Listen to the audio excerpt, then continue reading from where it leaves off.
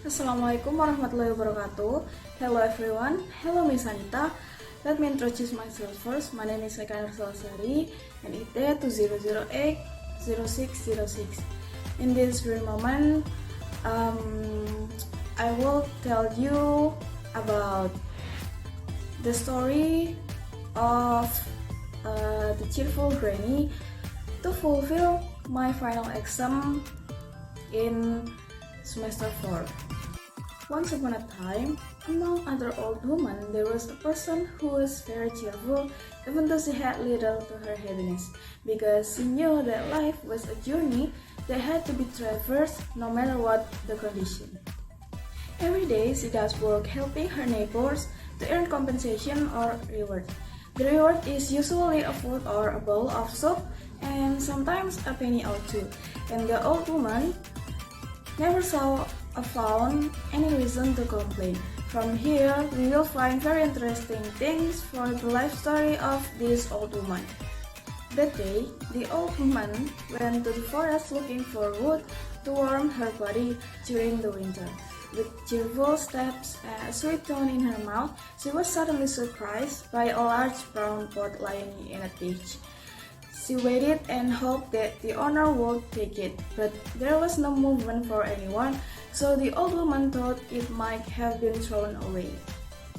She took it home to serve as a flower display in her window, but when she opened it, she found that the pot was full of gold pieces. She was very happy and would take it home, hoping to buy a big house and just relax and enjoy her old age without having to work so hard again. Don't forget to also share it with the neighbor so they can feel the happiness too. Since the load she was carrying was very heavy, so she stopped to rest for a while, turned around to look at his treasure and found that it was not a pot of gold, but just a hunk of silver. She thought it was just a dream to bring home that much gold, but she would still take it home and hope to build a small fireplace and buy a chair to rest. As before, she stopped to rest and see if her treasure was safe, but all she saw was a huge lump of iron. Even though she couldn't buy a big house, at least with the iron he could still buy a chair like she waited for a long time. And for the umpteenth time, after resting for a while, the piece of iron turned into a sandstone. She thought that how foolish she had been to think that what was broke was a valuable item that would save her life from deprivation. After arriving in front of the house, the rock grew bigger and finally into a large lump of cotton, and then out fangs, 4 legs, 2 ears and face that looked like a beast with red eyes and arched eyebrows. The beast is a cotton monster. Instead of being afraid, the old woman invited her in and wanted to keep her as a pet because she thought it was very cute and adorable.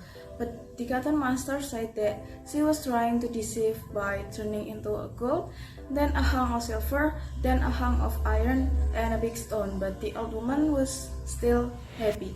After that, she turned into a butterfly and left the old woman. When she entered the house, she was surprised to see a lump of stone lying on the floor and then turning into a beautiful wooden chair. As she was about to make tea, she saw a lump of iron and silver, as well as pieces of gold like the ones she had gotten earlier. The old lady was very happy, and as we know, she didn't get greedy. She shared her wealth with her neighbor secretly and all were happy. So the moral value of this story is, the old lady taught us that it's not about being content. It's about turning disappointment into opportunity to see things from different perspective, and we will never disappoint.